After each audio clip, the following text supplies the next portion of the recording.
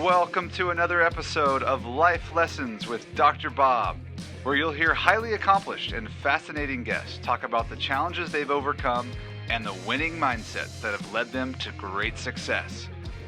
And now your host, Dr. Bob.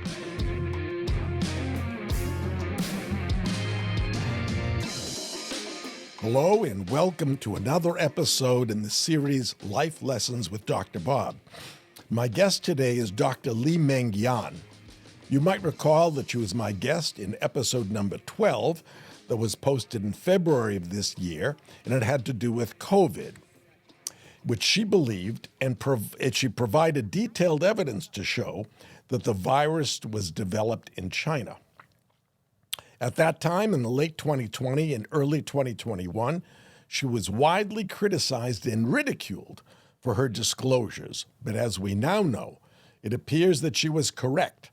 The virus was very likely created in a bioweapons lab in Wuhan, China, at the direction of the leadership of the Chinese Communist Party, which we call the CCP. I invited Dr. Yan back today because China is currently very active in world affairs and is a focus of strong interest by the U.S. and other Western countries. Since leaving China in 2020, Dr. Yan has continued her contacts with numerous high-level members of the Chinese government and military, and she has bravely agreed to share important information from those contacts with the U.S. government and with you, our viewers. Li-Meng, welcome to the show. Thank you, Dr. Bob. It's my honor to go back to your interview, join you, and I'm so happy. Well, you know, China's nefarious activities, both inside China and around the world, have been increasing. I've put together a list of serious issues involving China, and the list has two parts. First, Chinese activities that directly affect the U.S., and secondarily, other worrisome Chinese activities that indicate the repressive nature of the regime and its desire to exert control around the world. The CCP's worrisome activities that directly affect the U.S. are as follows: threatening Taiwan, recent purchases of land by the CCP in the U.S., they're hiring scientists and engineers, and opening their own police departments around the world and in U.S. cities. And the CCP's worrisome activities that show the direction of this repressive regime everywhere are arresting and in some cases killing political opponents, recent mass arrests in China of over 1 million of its citizens prior to a major political meeting, shutting down buildings, neighborhoods, and even entire cities to control its citizens, and other human rights activities and abuses in China. Now, we don't have time to discuss all of those topics. So today we're going to focus on the first set of topics, Chinese actions around the world that have a direct effect on the United States. The first of those topics that Dr. Yan is going to comment on have to do with Taiwan. Let's start with their recent belligerent activities. Before I ask Dr. Yan for her inside information and views on this issue, some of you may wonder why China, first of all, is interested in taking over Taiwan, and why an independent and democratically run Taiwan is so important to the U.S. So just a brief history. In a civil war in China that ended in 1949, the communists, led by Mao Zedong, defeated the nationalists and took over mainland China. The nationalists fled to an island outside of China, of course, called Taiwan, and set up an independent government there. But Beijing has always viewed Taiwan as part of its territory, and it has vowed to eventually unify Taiwan with the mainland using force if necessary. Now, that's the history. So why should the U.S. care about who controls Taiwan? Well, for many years, Taiwan has been and continues to be the world's leading manufacturer of semiconductors. These are chips that are key components in just about everything that we use and rely on every day. TSMC, those are the letters of the Taiwan Semiconductor Manufacturing Company, is the largest semiconductor manufacturing company in Taiwan and in the entire world. It has a 53% market share of the world's leading-edge semiconductor chips. In addition to that, there are other Taiwan-based manufacturers who produce another 10% of the world market. So in total, 63% of all of the advanced chips made in the world come from Taiwan. If Communist China controlled Taiwan, it would therefore control 63% of all the chips made in the world, and those chips are necessary not only in our personal devices, computers, cell phones, TVs, and cars, but more importantly, they're necessary for our military systems, our communication systems, transportation systems, and water systems, and energy systems. The bottom line is this: if China controlled Taiwan, then China, the Communist Party, would control the United States and most of the world. Dr. Yan, we're eager in hearing your views on China's plans regarding Taiwan. Thank you, Dr. Bob. Taiwan is very, very important for America and also the free world because first, as you already mentioned, Taiwan is the largest place for the chip manufacture, which in China that they cannot, this kind of chips, high-tech chips, cannot be manufactured in mainland China. So when China actually showed their the hospitable attitude to America and the free world to sanction China, and among these kind of actions, chip sanction is very important because that can make China lose their kind of power in the high technology. However, CCP always want Taiwan because they have their own strategy to change the Indo-Pacific area. And also, as you already mentioned, that Xi Jinping and the CCP's ambition is keep growing up, and they want to finally destroy the free world. And the leading country of the free world is the United States. So you are their enemy.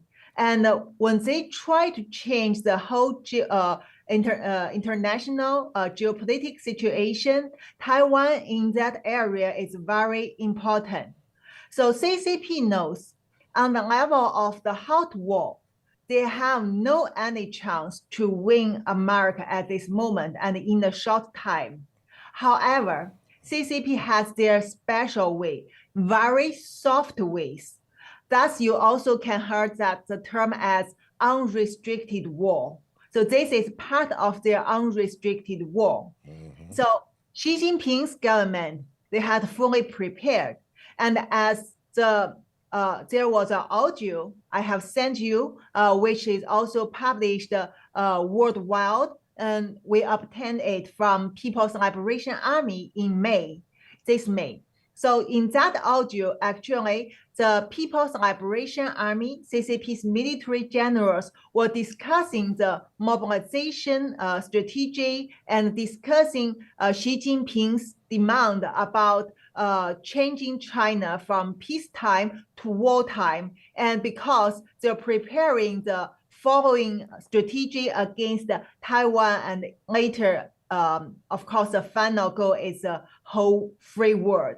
And in that audio, they have talked about how to get Taiwan by surrounding Taiwan using the military-civil fusion tactics. For example, they talked about in one province, Guangdong province, which can be considered as California in US. So they need to recruit over 900 civilian ships. And among the 900 civilian ships, there would be almost 10,000 tonnage ro-ro ships. And also they need to recruit another 140,000 soldiers. And these ships will be modified. And so it will carry these soldiers mixed with civilian personnel and also with weaponized equipments on the ships. And they want surround Taiwan. And also because if they surround Taiwan but not attacking Taiwan directly, it's kind of the other government like US cannot do too much to stop them. And that's why, based on that, later, before August, we received the intelligence from the Central Military Committee in CCP that their tactic against Taiwan in August is to using the surrounding but no attack, and then combine with the internal subversion in Taiwan. They will create the chaos in Taiwan and then try to take over the government. And the very important step is they want to hand over the defense in Taiwan, because they already set up a lot of pro-CCP campaigns in Taiwan, which involved the one of the biggest party in Taiwan, KMT. And the KMT is the party you mentioned that established the government in Taiwan after the Civil War in 1949. Is that the Kuomintang? Exactly, Okay. Kuomintang, KMT. All right, let me just make sure that, because you're talking fast, which is good because I'm trying to listen as fast. So essentially, from the recordings and the speeches that have been made that you've heard about or actually heard, they are worried about a hot war with the United States because they realize, at least at this point, they couldn't win a hot war because our military or our weaponry is far superior. But what they're planning or talking about doing is putting an embargo around Taiwan, which isn't really an act of war, I suppose, or wouldn't necessarily drag the Biden administration into a war. And by putting an embargo of all these ships and people on Taiwan, first of all, that would cut off our access to these chips, because these chips come or by ship or by plane, and they will interfere with the aircraft too, in all likelihood. And at the same time, they're trying to influence the political situation in Taiwan, so the government will agree to the CCP putting restrictions or running the government. Is that about the summary of what you've said? Yes, exactly. I mean, they didn't clearly mention the hot war in the mobilization because this is already well known by the CCP members that they cannot beat America and the free world on that level. However, they know once they use this kind of civilian, military-civilian fusion tactics, like they send those civilian ships around Taiwan, there is nothing other army can do, because if you stop them, then they can claim you attack the Chinese citizens who just want to go fishing or who just travel around that area. However, Taiwan is an island. They can totally block Taiwan in that way, and combine with other tactics based on our intelligence from other aspects, other sources.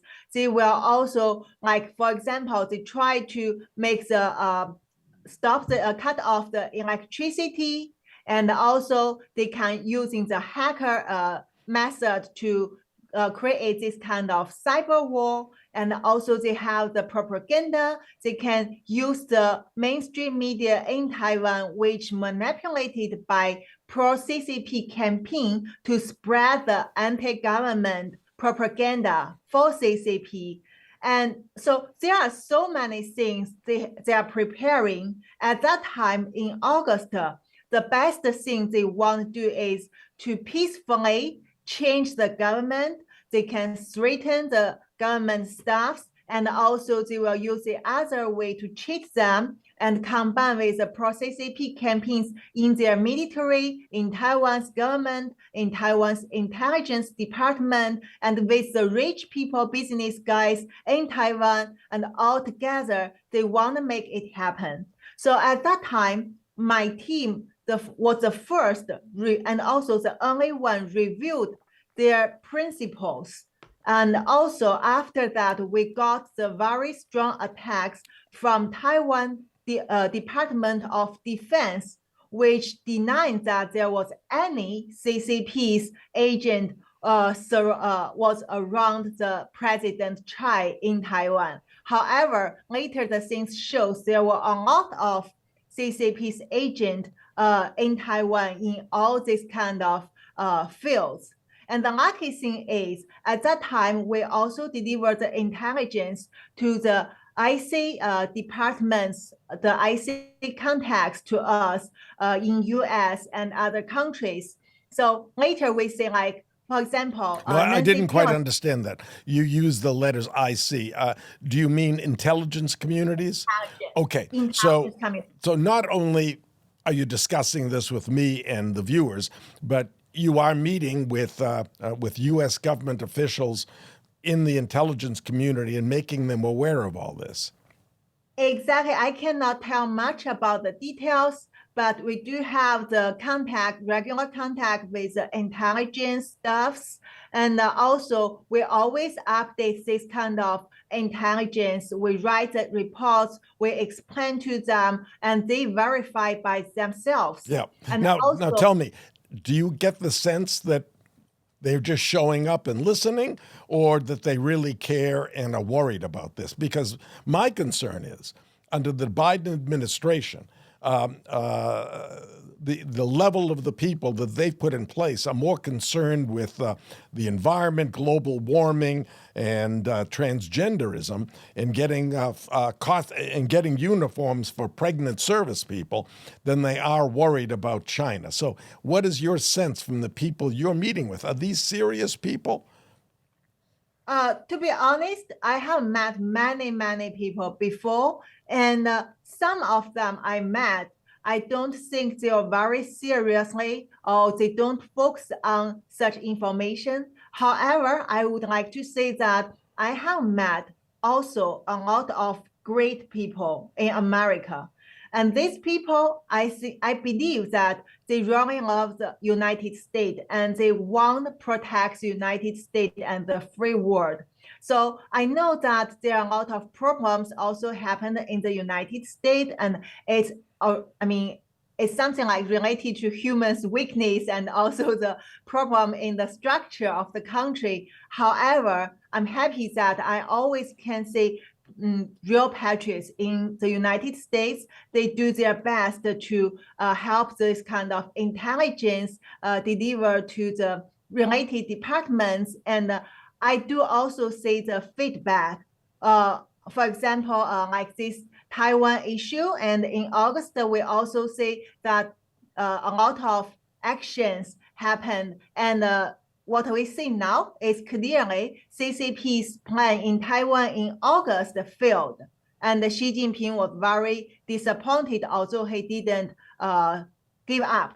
So I will say that we, of course, want more and more patriots working together to protect the United States. However, I don't think we should be very disappointed even we are not satisfied with the reality, because we always see good people around. And this is a great part of America, because you cannot see this kind of things back to China, that kind of regime.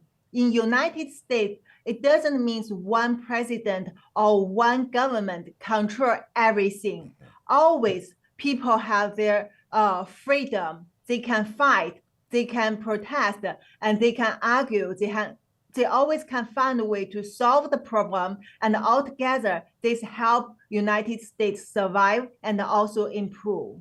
Okay, I'm going to suggest that in addition to the people in the various intelligence agencies that you're talking to, I would suggest that there are some politicians who you should be talking to, and I'll give it some thought, and I'll send you a list of high-level senators or congressmen who would be very happy to hear what you're, or not happy with what you're saying, but they'd be happy to meet with you and Sure. look at this information.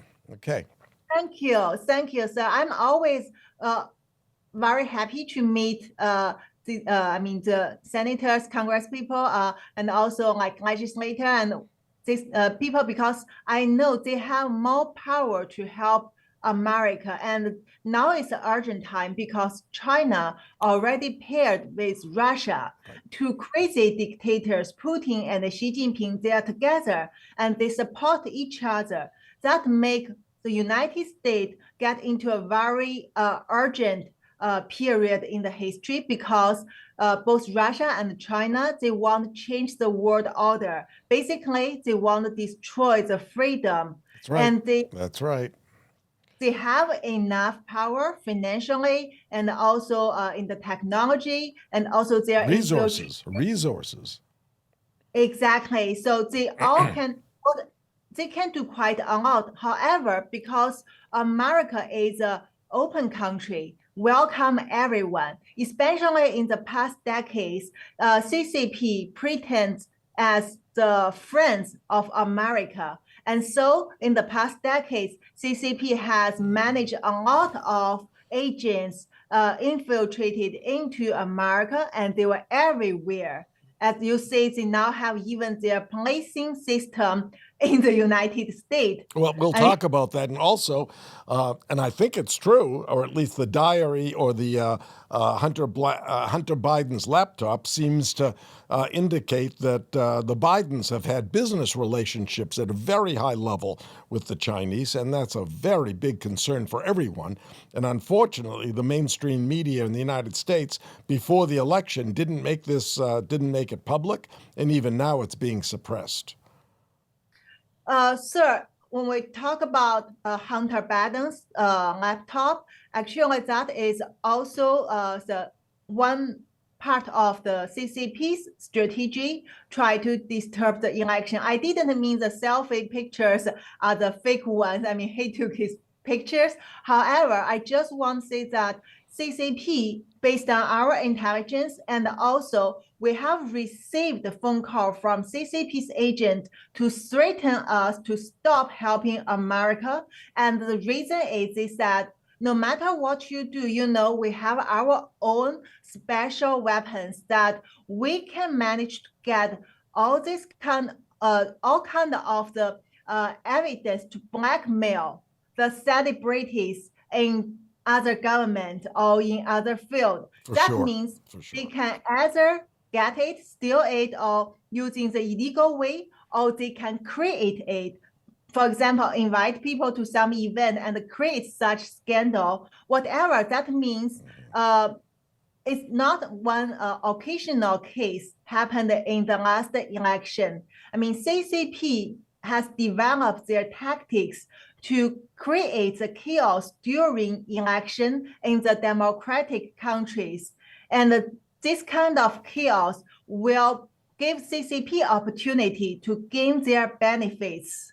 So we would be very, very careful about this kind of chaos. I mean, someone, if they are corrupted, of course, they deserve the punishment from the country. But CCP is using these kind of opportunities. We also need to stop them to create such opportunities for their purposes. Okay, now let's move on to the second issue of importance regarding CCP's activities in the United States. And a lot of people may not be aware of this, but they have been purchasing farmland, investing in farmland, buying farmland in the United States.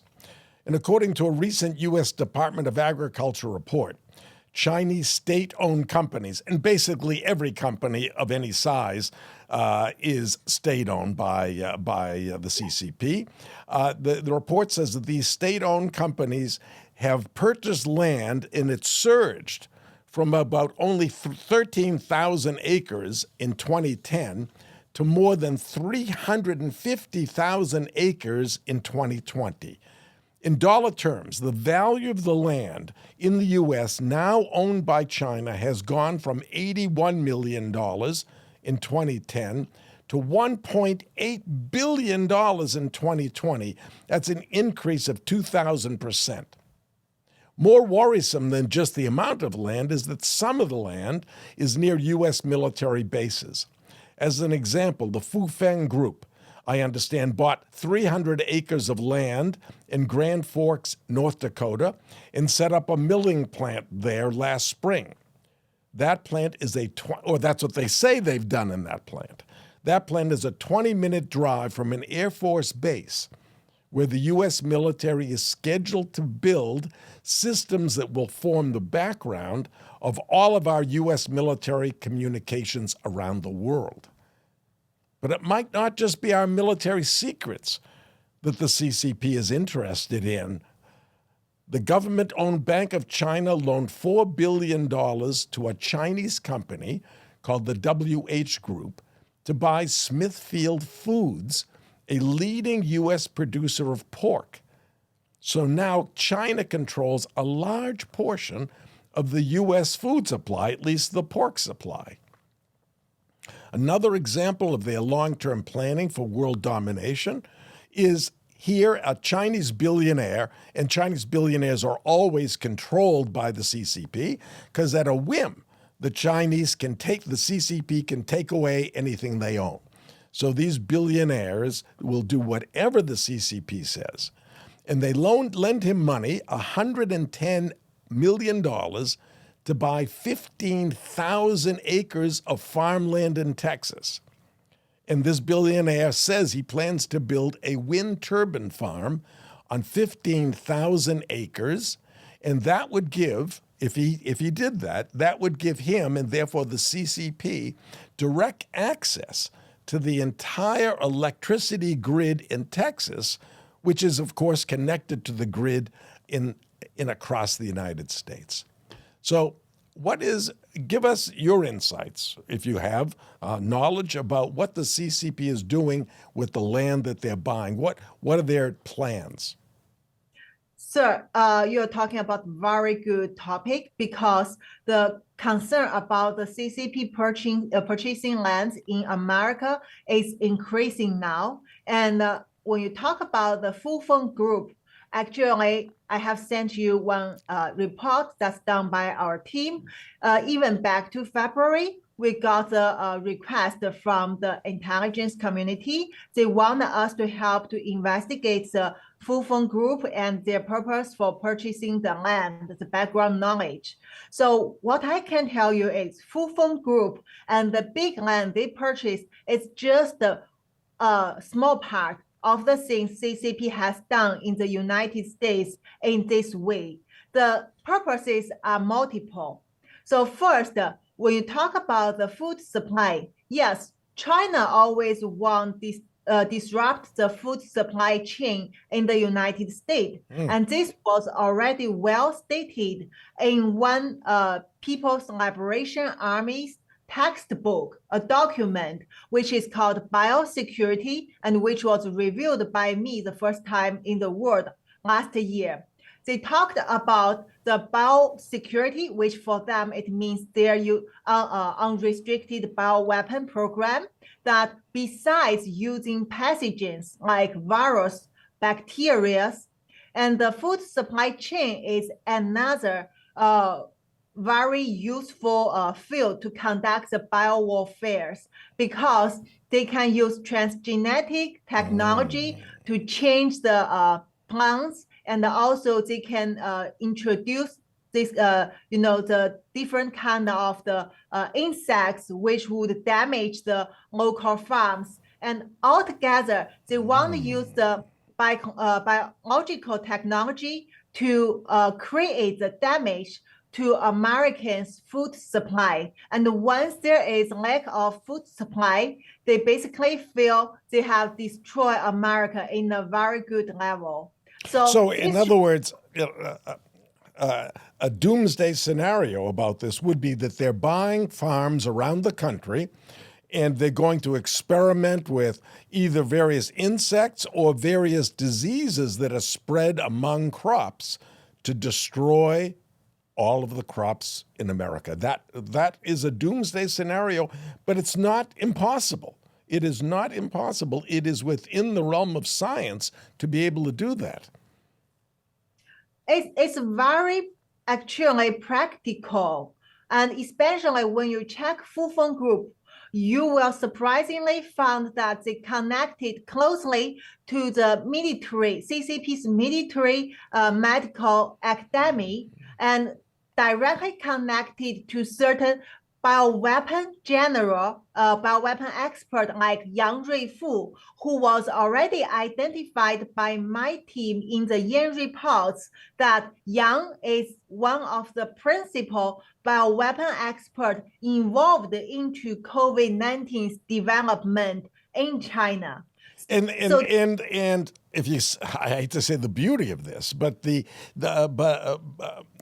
horror of this is that unlike a hot war where you can know where the missile came from because we have tracking satellites around the world, you can't really know where a virus came from. You can suspect, but even in the early days of the COVID, nobody, you were saying it came from China, but most of the Democrats and most of the media said that was nonsense, right? It came from bats, but it wasn't really a weapon. And the same thing would be true about attacking our food supply. It would be very difficult to prove that these insects were developed intentionally to destroy America, or that the various diseases that plants get were sent by China. It would be difficult to prove, and therefore difficult to respond against them. It's incredibly brilliant. Yeah, in this way, that's why Xi Jinping always said we should have the bottom line thinking, which means you should break through the bottom line, which means you should use everything you can do and don't think about humanity, but just to achieve the goals of Xi Jinping and the CCP. So in this case, once they control the scientists like Dr. Fauci in the agriculture field, so they definitely can create the nature origin theory again, which will be very difficult to prove. However, this is just one purpose. And the other purpose include that that some land is very close to the American military base.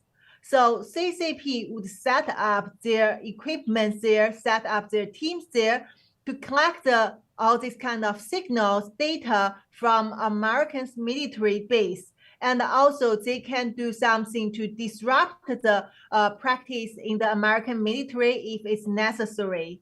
And also, for example, if American government need to enlarge the military base, for example, in the wartime, they may need to rent the land from CCP.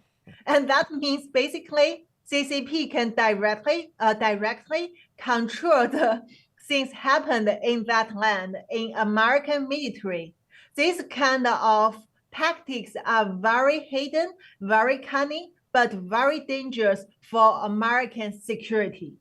Yes, and it's because we're a free country. In most countries, or in many countries, you're not allowed, foreigners are not allowed to own land. They're not allowed to own land. You have to be a citizen to own land. And there are countries where nobody can own land. The government owns it all, and you're just getting a lease on it. But in America, we let anybody virtually buy anything. And so this is going to be very, very difficult, even if the government knew, even if we all knew that China's buying land, and we do know these are Chinese companies, then there's nothing we can do about it. I can see that there are some actions ongoing, but of course that's not enough yet. And also another purpose I can tell you now, including that CCP, not only in Texas, North Dakota, also it happened in South Dakota, in Hawaii, in many other states. And CCP also, there were native people in different states, and the natives, they actually have more authority in that land, and they can control the land. They have their own community. They can vote to make their own laws. And CCP using their capitals to establish the very good connections with these natives in different states. And what will happen is, if you already heard that several months ago, CCP actually managed to turn Solomon Islands from pro-America to pro-CCP. They even stopped American Navy to park in their harbors. And that will be a very good example to show you what will happen to these states if CCP can successfully turn the local people like the Solomon Islands local people. So basically, they will manage to infiltrate into the communities, and also they will manage to get the voting, this kind of rights, and change their laws. And then after that, CCP will also work with scientists like the archaeologists.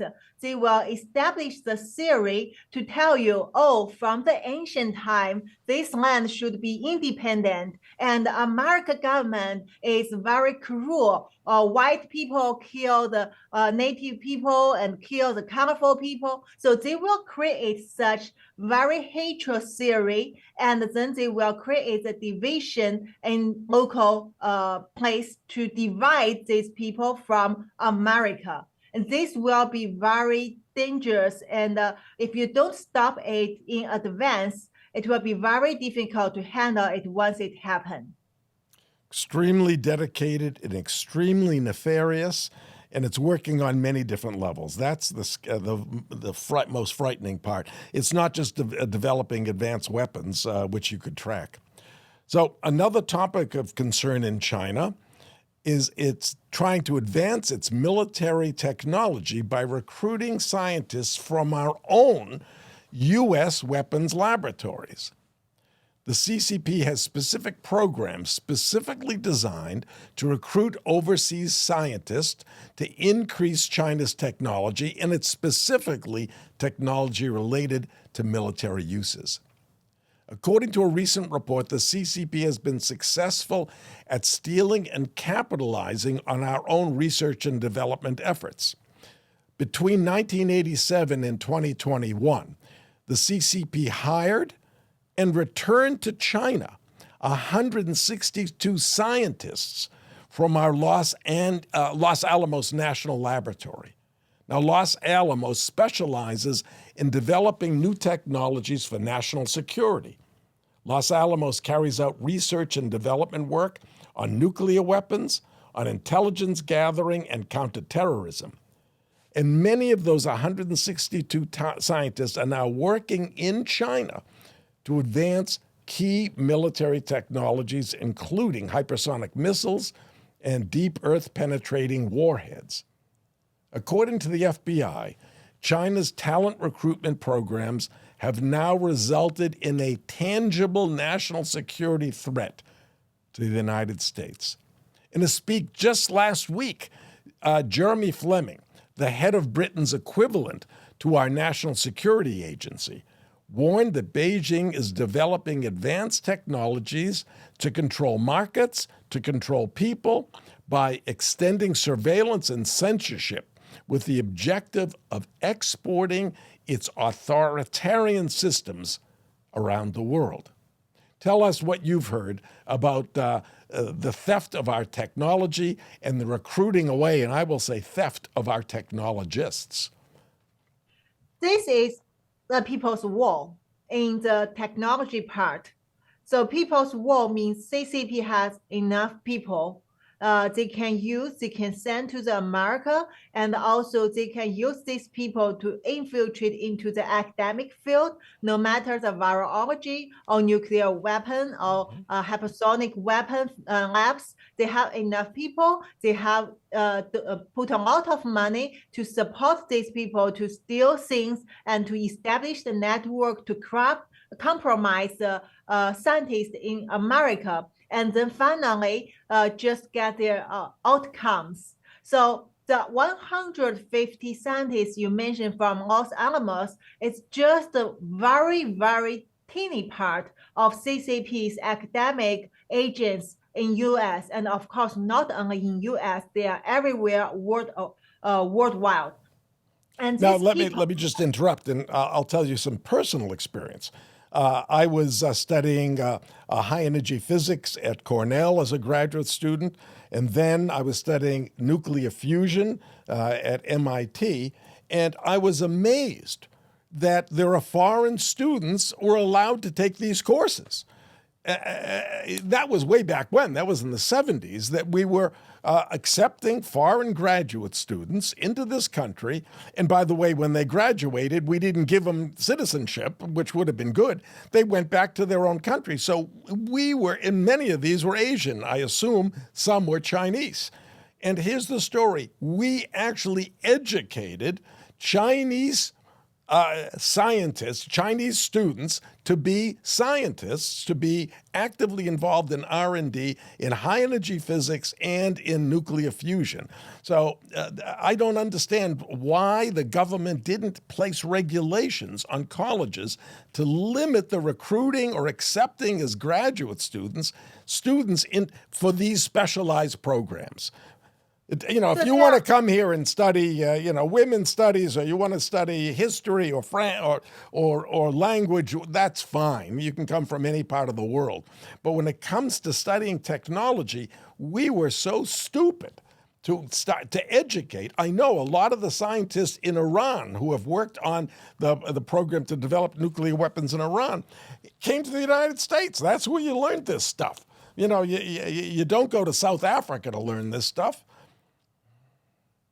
So the thing is, actually, first, in the past decades, CCP pretends to be America's friend. And so Americans always feel that when they help China, they are helping their friends. And they never know. Actually, CCP never stopped their plans to destroy America. Just Xi Jinping make it more aggressive, but it doesn't mean the things didn't happen before Xi Jinping. And what I can tell you something to explain your question, that why these students come to America and learn it and go back, they don't even get citizenship. For example, China has their special scholarship program. They made the agreement with NIH. And China will send the Chinese student, many of them even have the military background, to NIH. And NIH doesn't need to pay this student anything. China government pay the scholarship. So these people are free laborers for the scientists in NIH and other labs. And after their study, the scientists in America get a lot of achievement in academic field. And of course, if they are friendly with China, China can help them to get promotion in the world-class academic field. While these students just go back to China with the things they learned, and also they even can bring the scientists in America back to China, and China will use a lot of money, reputation, or even girls, all these things to attract them to stay in China or help China to develop the technology. So basically, this is because of the greedy part of the scientists in the United States and the people who made this policy. They want to use free laborers from countries like China, especially China, and they want to enjoy the money from China to sponsor their work.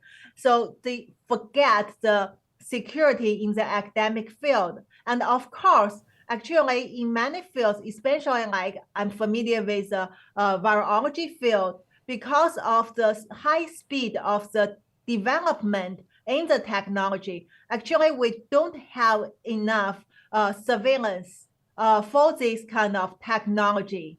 And we have no way to stop the academic espionage. We have no way to stop this kind of academic scandals. So this field become a very good place for CCP to enhance their influence. And finally, they can use the money and their tactics to capture those elites, use them.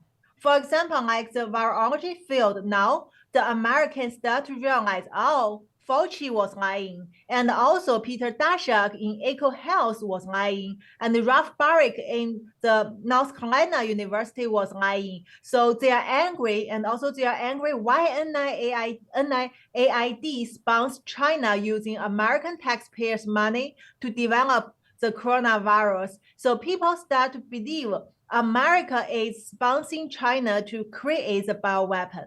However, no, I would like to tell people it's easy to understand. You just image CCP are using the parasite tactics against America. They send these people to America like parasites go to your body. So these people grab your money, they grab your technology, grab your talent people. It's like the parasite gets the nutrition in your body, but still destroy your health. I can give another example. I can give another example.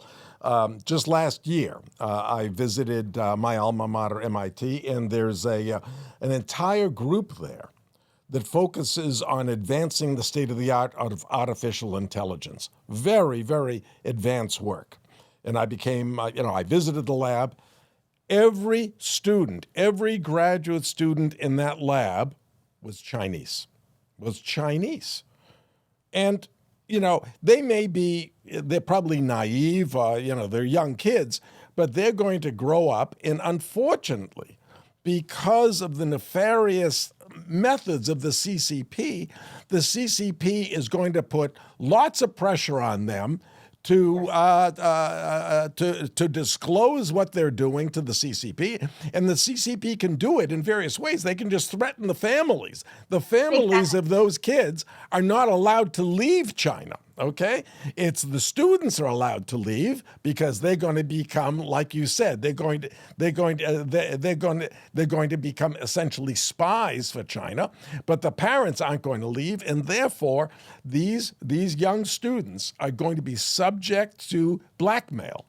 One way or another, they're either going to willingly do it because they love China, or they're going to do it because they're blackmailed or pressured. So, the United States government got to get a lot smarter here. And I hate to say it, but we have to keep Chinese students from coming to the United States to study these topics. We have to just put a ban on it. I believe there are such actions happened, and actually, based on my knowledge, in certain fields that the Chinese students are not allowed to do some program or in some labs. However, the thing is not only about the people from China, it's also about American scientists. As I said, once there was such connection happened, so the scientists in America, no matter American citizens or Canadian citizens, they can be attracted by CCP to attend the conference, to have the joint collaboration, and to visit China. And China has developed a very well psychological warfare, this kind of tactics against each target. As I said, people's war, they have enough people and they put enough money to do this. So basically, once a target get into the trap, it's almost impossible for them to come out. Understood. So they can either bias these scientists, these American scientists, by paying them a lot of money, giving them large grants, or they can compromise them one way or another. Yeah, that's likely happening also. It's very frightening, and the next topic is very much related to this. The next topic we're going to talk about are the fact that the CCP is opening police stations around the world. Now, they call them police units or citizen help centers, but we know what they do. They are actually undercover spies who are hired and placed in around the world, including in the United States. In the past year, Chinese authorities have opened 100 of what they call police service centers in 30 countries around the world. One of the first ones that they opened is still existing in New York City today. Now, the CCP says that these police service centers are meant to carry out a worldwide anti-corruption campaign that they have termed Operation Fox Hunt.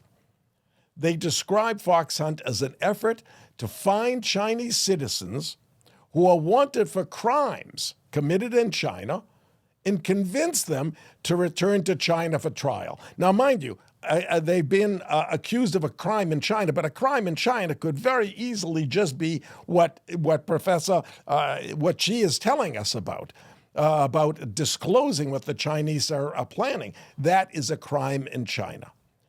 Now, the FBI reports that Fox Hunt was planned by Xi Jinping to target Chinese nationals living outside of China who are critical of the CCP and to suppress their dissident activities.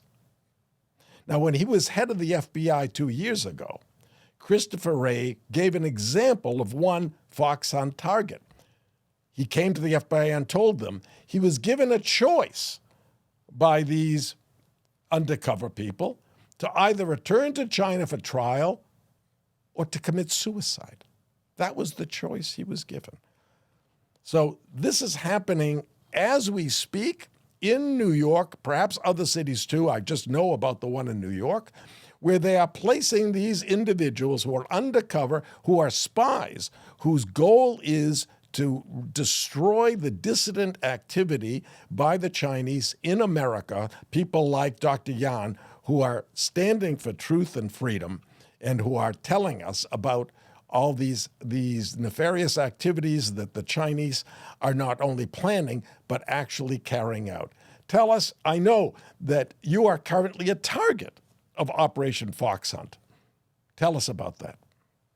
Yes, sir. So actually, when you talk about that, CCP would describe all these kind of anti-CCP's speech actions as crime. And when I left China, left Hong Kong, just immediately, among my friends, there are people already on behalf of the place published a statement on social media, ask people to report everything they know about me because the action I'm doing, leave Hong Kong to tell the truth of COVID in United States, is a crime. They already stated that. And after that, as a target, I have suffered a lot. I mean, even now, I'm still the target because CCP will never give up any target. They want to show their absolute power against all the dissidents. So their style, including using your family member, using your friends, control them, torture them, and cheat them, initially try to persuade you to come back voluntarily. But if you refuse the method, including send your family member to the other country to try to meet you and then persuade you back to China. And if you don't collaborate with them, they also have the backup plan, which is they will kidnap you or they will let you commit suicide. And in my case, I'm the only child in my family, and my parents, they are still in mainland China. They're over 65 years old now, and I have to cut off all the connection with my parents and all the friends, all the family members in China, because CCP has using this kind of tortures against them and try to use them to push me back to China from the beginning. And I refuse to be to be persuaded, and I have to cut off the connection. But they also use my husband. My husband is not even Chinese citizen. He's the scientist working in the University of Hong Kong, and he is a Sri Lanka citizen. But he's also used by CCP to go to America twice, and now he's still in America, working with CCP, try to find the opportunity to meet me, either persuade me to go back, or based on the intelligence I received, they want to create the emotional killing, because between the couples, the emotional killing looks very natural, and so you cannot find the evidence to prove that CCP made me disappeared. So these are all the things they are doing to me. And also they keep using other like combined with associations, something you will heard like the China Young's Association or China Business Association in America, or all this kind of association actually is their United Front network. That means they are CCP's branches, offices overseas to control the Chinese people and also to influence the non-Chinese people to accept the CCP's propaganda to help CCP. So this United Front network also helps the police system to persecute the dissident. And for me, for example, I'm under a lot of this persecution, which I cannot tell it in the media at this moment, but you will know it in the future. And also, I want to emphasize one thing. Police in China is different from American police. They are the military-based, the law enforcement team. Because CCP is a dictatorship regime, so the police in China and overseas, they only be loyal to CCP and Xi Jinping. They listen to CCP and Xi Jinping. So basically, they can do everything for Xi Jinping and CCP. I recently spoke to a businessman, Chinese, born in China, lived in China, lives here now, and he wants to go back and finalize some business deals, but they gave him these documents that he has to sign before they'll give him a visa, even though he's Chinese, where he has to swear allegiance to the CCP and he has to attest that he's never criticized the CCP and would never do it again. This is something that Americans, we would not understand. We've been living in freedom for hundreds of years in this country now, and to imagine that there's a country and a dictator, a despot, an evil individual who truly wants to control human thought, not only actions, he wants to control your thought process.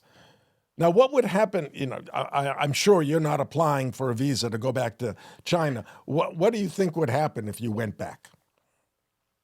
I mean, first, if it happened, if I'm caught by them, I cannot guarantee I will get back to China alive.